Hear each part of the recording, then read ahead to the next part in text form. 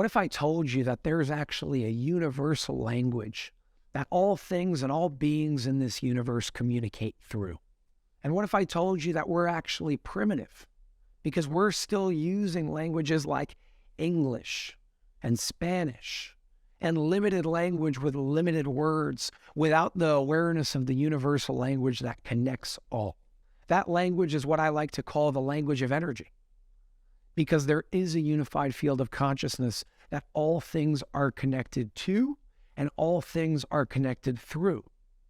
And when we understand its language, which is the language of energy, suddenly we can communicate with the world around us and the world within us in a whole new way. In this episode of Forming the Formless, episode 4, I'm going to be speaking all about the language of energy, this universal language that allows us to communicate with absolutely everything in the world.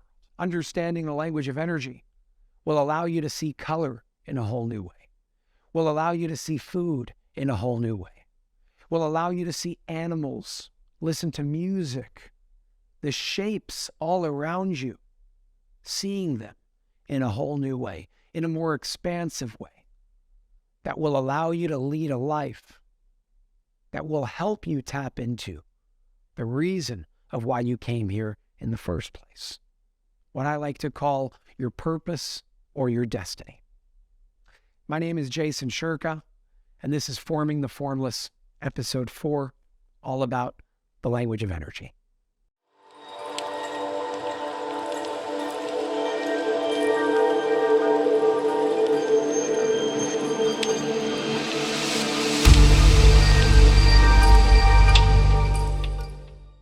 Hello, everybody, and welcome back to Forming the Formless. This is episode 4, all about the language of energy, understanding the language that connects all things and all beings in this universe. Now, this part of Forming the Formless, this foundation, this chapter that I called the language of energy, is actually so expansive that the second book I wrote is an expansion and an elaboration of this very chapter, what I'm going to be turning into an episode and eventually into an entire original series on Unified TV called The Language of Energy because of how powerful it is. But today we're going to summarize the language of energy, give you the big picture foundation before going even deeper in a future original series all about the language of energy, because we could talk about this topic for a very, very, very long time. But I want to give you the basic foundation of understanding what the language of energy is all about. When you understand this universal language that connects all things and all beings in the universe, you will literally see yourself in a whole new way. You will see the world around you in a whole new way. You will go about things in a whole new way. And when I say things, I'm talking about everything. Relationships, the way you handle debates and arguments, the way you see people, the way you love people, the way you eat, the way you listen to music, the way you read, the way you write, the way you process information. The language of energy and understanding it in its foundation will give you, again, a whole new perspective and a more expanded level of awareness, a more expansive level of awareness that will allow you to lead for lack of a better term, a better life. The life that you came here to live. The life that you deserve to live. The life that you are inevitably going to live. Because your destiny is to be that spiritual being which is limitless, having a physical experience. And once again, when we bridge the two, you can have a limitless experience in a physical reality. So I want to open up this episode with a very important quote by Nikola Tesla. And he says, if you want to find the secrets of the universe, think in terms of energy, frequency, and vibration. The key to understanding everything within that quote and the depth of that quote is first understanding that everything is energy. When we understand everything in terms of energy, frequency, and vibration, you can tap into, intuitively, the codes that make up this universe.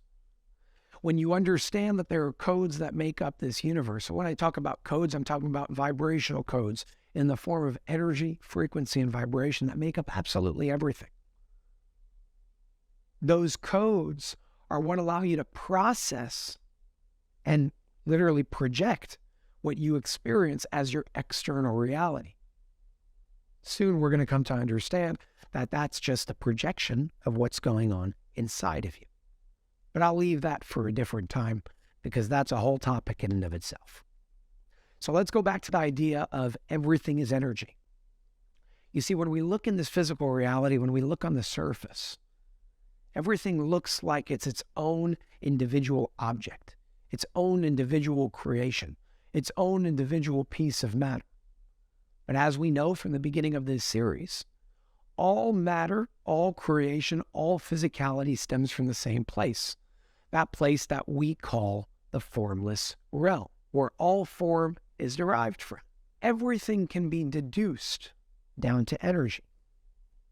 That's step one to understanding the language of energy. We have to understand that if everything is energy, then if we understand how energy works, we can understand how energy communicates with itself in its infinite form of forms. So there's a very big distinction and differentiation that I want to give between knowing what energy is and understanding how energy works. You see, right now, collectively in the world, we like knowing what things are. But back to what we said in the last episode, to know means to limit all other possibilities, and you can't limit energy because the law of conservation states energy cannot be created or destroyed. It is infinite in its essence. It is limitless in its essence. So, by proxy, you cannot know what energy is. You can say it's energy. You can say that it's this thing that vibrates. You can explain its qualities. But you cannot actually know what it is because it is infinite. And to know means to limit all other possibilities. In other words, to know means to limit infinity.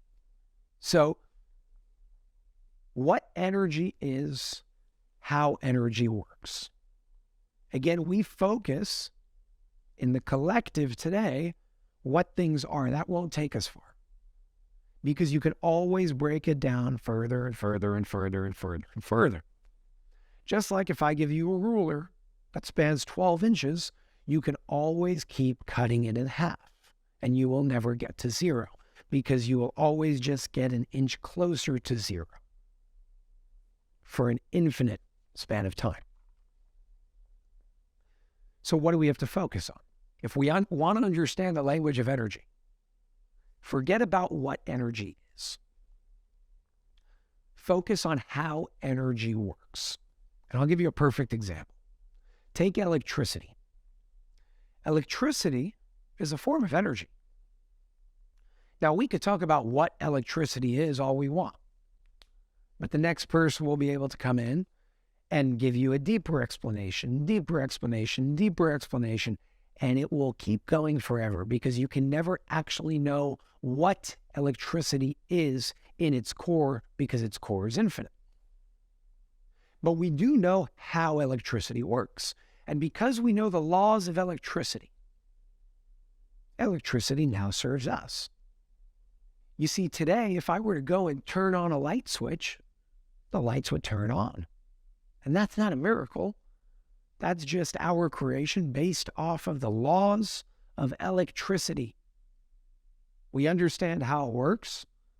We have a job called an electrician. They come in, they set up wires, they set up switches, they set up light bulbs, they set up all these things, and suddenly it works. And today we can actually power entire cities because we understand the laws of electricity. And because we know how electricity works, we are no longer slaves to what some people call luck or chance. It's no longer bound to luck or chance. When you press that switch and flip that switch, the light turns on. Because we understand how the laws of electricity work. Now imagine we could understand how the laws of energy work, how the language of energy works. When we understand the language of energy, luck dissolves. The illusion of chance dissolves because we understand cause and effect. And I will get back to cause and effect and that law closer to the end of this episode. But first and foremost, I want to focus on how energy works. And there are some foundational laws to understanding energy to then understand some of the parts of the language of energy. You first have to understand the foundational laws that it's built on. Law number one I spoke about already is called the law of conservation. The law of conservation states that energy is infinite. Energy cannot be created or destroyed. And this isn't me making it up. This is a foundational law in even third-dimensional science. The law of conservation states energy cannot be created or destroyed. And knowing this very fact gives us not the belief, but the knowingness, the absolute knowingness that creation, destruction, birth, death, it's all an illusion, back to what we said about the ego in the last episode. We understand that what we call destruction is actually transformation. So one of the main laws and foundational laws of energy is the law of conservation. Just that will bring you very, very far in understanding how energy works. You're not creating anything, in its core at least. What you're doing is using and tapping into the infinite realm of energy, which has always existed and will always exist. And you're manipulating that for, I hope, positive purposes to create the new form out of what always was, because energy cannot be created or destroyed. The second foundational law is the law of vibration.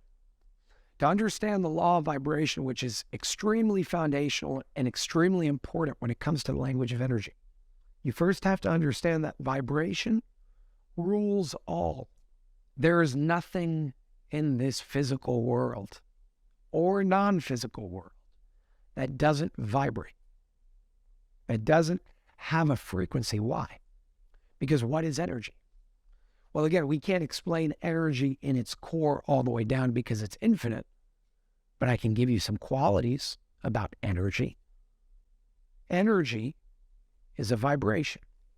All energy vibrates. All energy operates at specific and different frequencies based on what it's doing. All energy has a specific resonance to it, albeit different. So when we understand that vibration rules all, now we can move into what is the law of vibration. Now, some people call it the law of attraction, but I'm going to call it the law of vibration. Because you can attract, you can also deflect, you can also move things away from you. You could do it in many different ways. The law of vibration is not on one side or another. It's just giving you the fact of how vibration coupled with energy works. So the best analogy that I can give you here to explain the law of vibration is a radio. What is a radio? How does a radio work? A radio literally works according to the law of vibration. And unknowingly or knowingly, unconsciously or consciously, the person who invented the radio, whether they knew it or not, built it according to one of the foundational laws of energy, which brings us soon to be to the language of energy. And this is all a part of the language of energy. So how does a radio work? Well, the way we understand radios is there's two different aspects to it. There's AM and FM. AM generally has like the talk shows and things like that, the news. And FM has the music, opera and rap and hip hop and country and pop and all these different things. And what are you doing when you tune to different stations? Well, if you pay attention, on AM or FM, you're tuning to different frequencies. And on each frequency, there is a radio station. So here in New York, 100.3 FM radio, I think. is Z100. 97.1 FM radio is rap and hip hop. 1010 AM radio is, I believe, 1010 Wins, the news. So what are all these things? Well, they are hosting their transmission on a specific frequency, on a specific resonance. And us as radio listeners, if you still listen to the radio, have a tuner. And we tune to different frequencies, to different radio stations. And based on what we tune to, that is what we listen to. So what is the law of vibration? The law of vibration states that you experience what you are in resonance with. What you tune to is what you will experience. And because of how wide what I just said is, I literally wrote a whole other book about it called The Language of Energy, which again, I will do an original series on just for Unified TV because of how powerful it is. Explaining the power of words, thoughts, intentions, beliefs, all of those combined is your tuner. But if I were to speak about all of that right now, we'd be here for about 10 hours. So we're going to break it up right now. I want to give you the intro to this foundation of the language of energy. So we have two foundational laws. The law of conservation. Energy cannot be created or destroyed. The law of vibration. You experience what you are in resonance with. You experience what you are in resonance with. What you tune to is what you see. It's what you hear. It's what you literally experience and manifest. And those are the two main laws to manifestation as well. Because you're always manifesting. The question is, are you manifesting in a conscious way? You will be more conscious in your manifestation process, which is ongoing eternally forever. Once you understand and apply the law of conservation and the law of vibration. Now, I want to give you an example.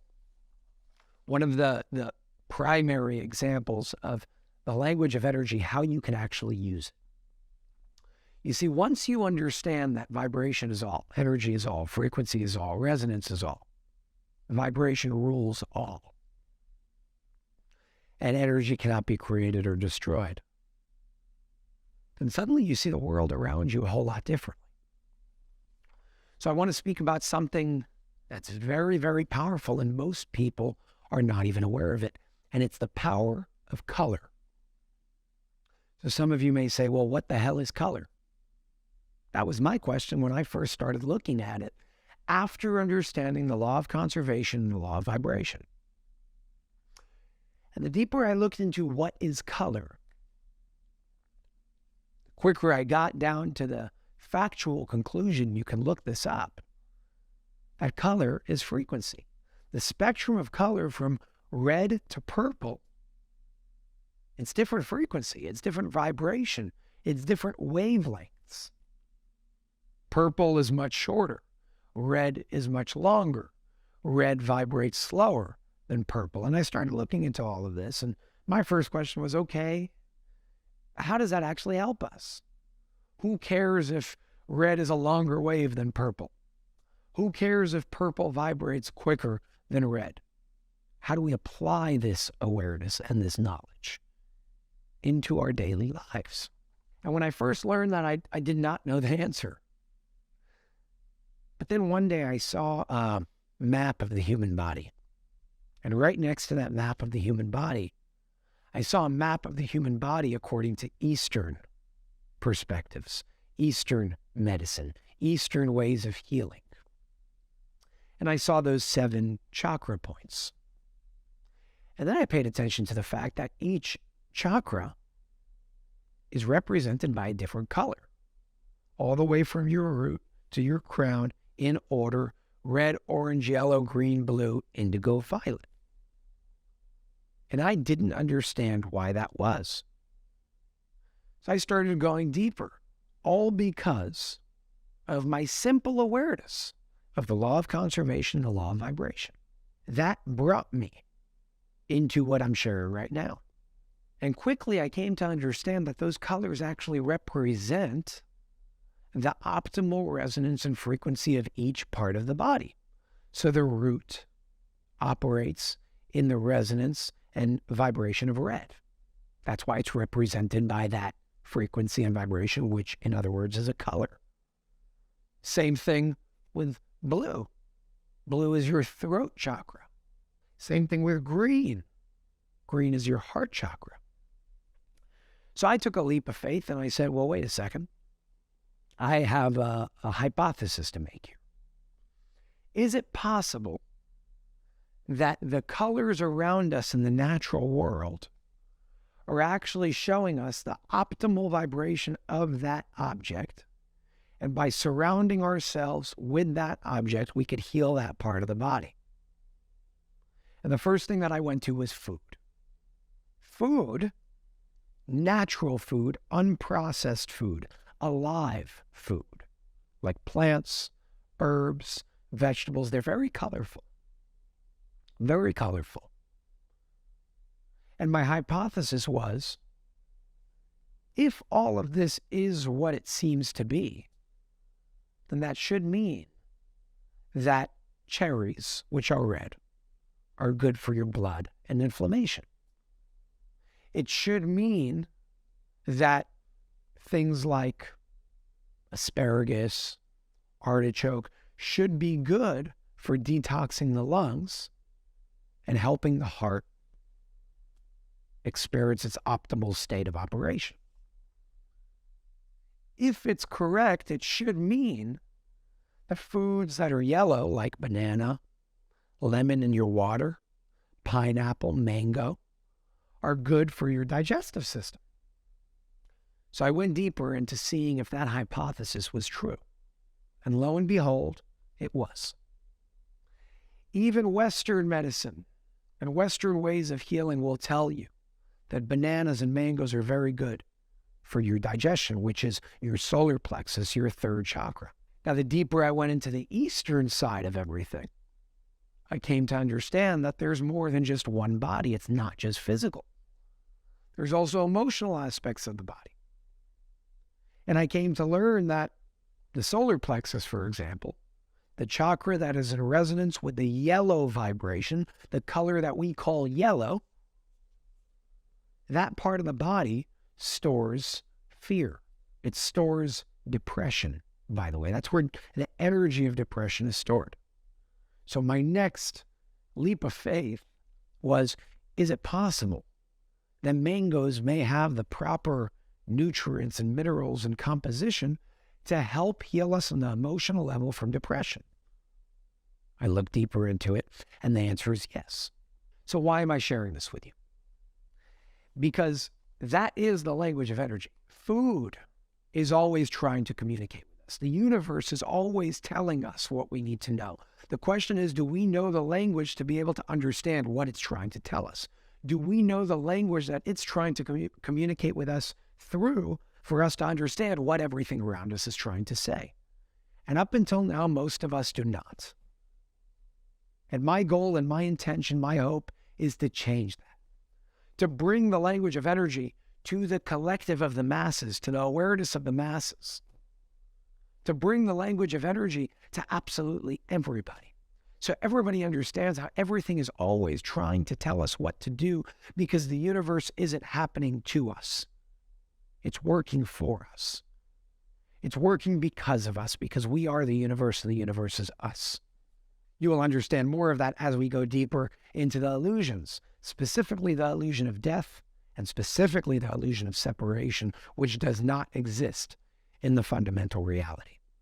So now that you have that seed planted of the power of color, I want you to understand very clearly that food is your medicine and color is your guide.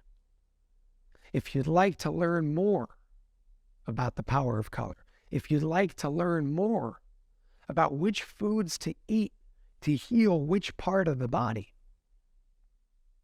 and my recommendation to you, and in a way, my homework that I'm going to give all of you after watching this episode is go and look at the map of the human body according to the colors of the 7 chakras, the 7 main chakras. I'm aware that there are more, but I'm talking about the map that is very standard and even mainstream when it comes to the 7 chakras and their colors.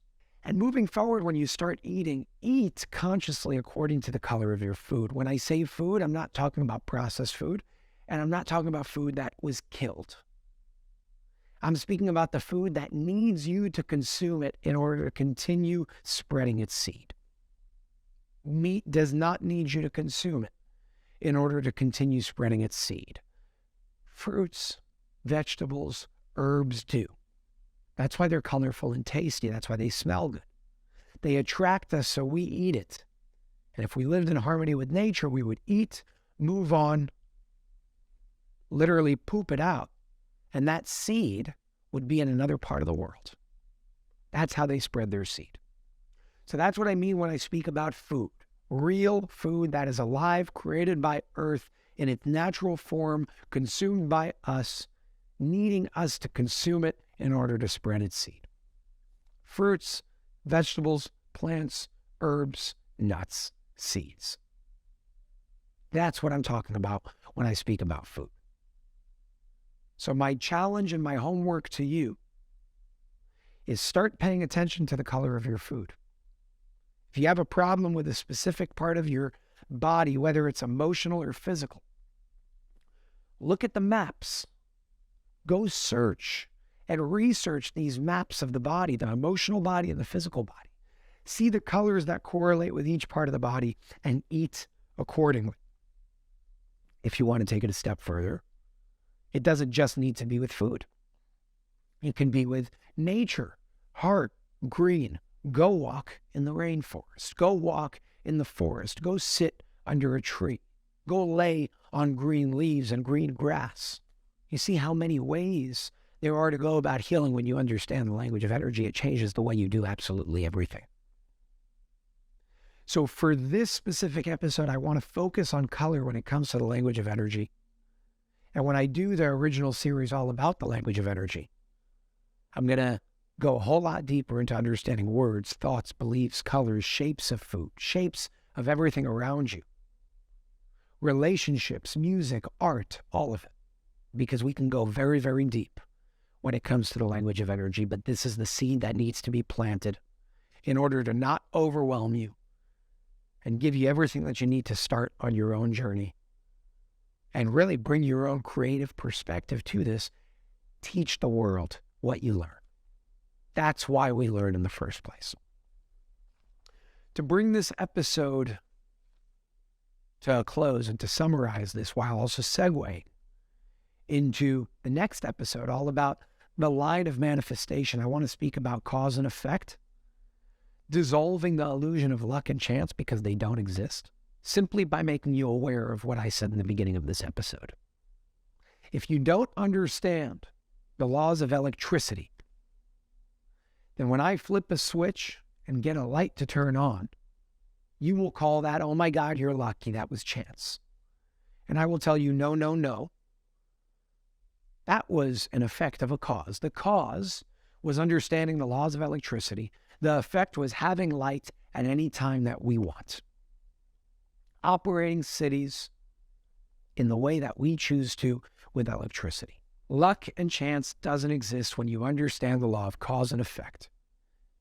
If there's a cause, there's an effect. If there's an effect, there's a cause. It's a cycle that feeds itself always and forever. One cannot exist without the other. So guess what? If you know how to formulate a cause consciously, through intent, through thought, through your words, through your beliefs, through your actions, then you can actually create a cause that will produce your desired effect in the same way that a seed of a tomato plant will be planted and produce a tomato plant. It's never going to produce a different plant. A tomato plant will never, or tomato seed will never produce an apple tree because of cause and effect. There is a blueprint in the cause which produces the desired effect. In the next episode, episode 5 of Forming the Formless, I will be speaking all about the line of manifestation. When I say the line of manifestation, I'm speaking about the bridge that connects the intangible with the tangible, the formless with the formed, the unmanifest with the manifest, the non-physical with the physical, the spiritual with the matter. There is a way to consciously guide creation when we understand the line of manifestation, which is what I will be speaking about in the next episode of this awesome series, Forming the Formless, based on the first book I've ever written, Forming the Formless. Remember, all Unified TV members do have access to this book for free in the library, so make sure to follow along. If you want to get the physical book, you can get the physical book. But if you want to have the actual ebook itself, you can print it out. It is available for all Unified TV members to follow along as we move forward in this series. I love you guys. I will see you all in the next episode, episode 5, all about the line of manifestation. My name is Jason Shurka, and this is Forming the Formless, accessing and elevating your spirit and soul. See you next time.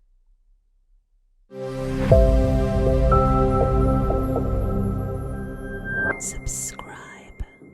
Hey, thanks for watching this video. There's so much more I'd like to dive into, but unfortunately, we can't do that here thanks to the heavy censorship efforts from big tech. If you want to explore this topic further, you can dive deep by accessing our entire uncensored library on unified.tv. There's a link in the description below this video if you want to check it out. A membership to Unified TV gives you unlimited access to hundreds of uncensored podcasts, investigative journalism, documentaries, films, and content that was once available on major streaming platforms like Netflix, but is now banned from the internet. For just $14.99 a month, which is less than $1 a day, you get access to it all.